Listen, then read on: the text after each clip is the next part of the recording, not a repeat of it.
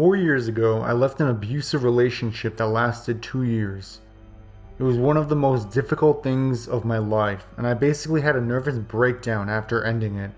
I met my ex-boyfriend, E, as I will call him, a little over a month ago, before my 20th birthday. He was sweet, funny, and incredibly dorky, and I feel like it was love at first sight.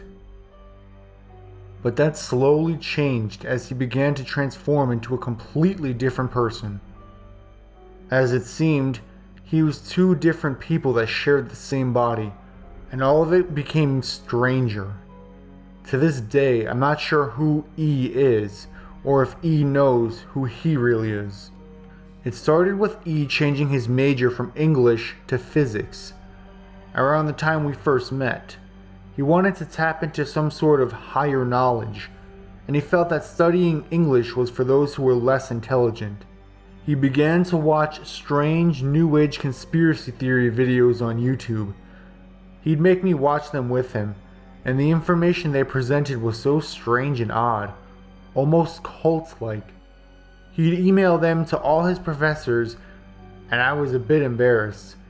E thought these videos told the truth, and would help people see some sort of reality. But in actuality, they were nonsensical ad garbage. He began to read more books, things that can only describe as cult-like literature. Extreme militant atheism, strange books on stoicism, and books on how to get rid of emotions, and some strange bordering New Age physics books. He began to form strange ideals concerning things. He believed that feelings and emotions were beneath him and stopped trying to have emotions. He believed that all people were a means to an end.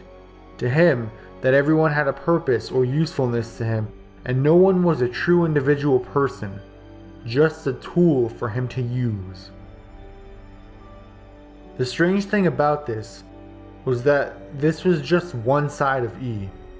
The other side was the dorky guy who accidentally walked into glass walls and wrote me poems, the one I fell in love with.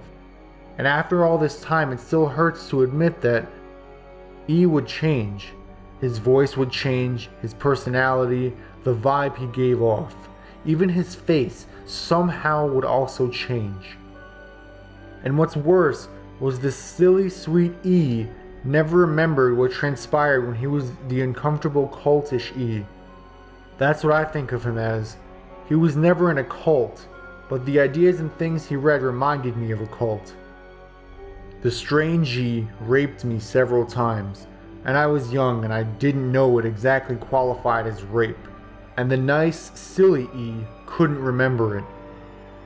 He couldn't remember that he said all disabled and mentally challenged people should be euthanized because they serve no purpose to society, and that we needed abortions to be legal so women could abort children who had mental and physical problems.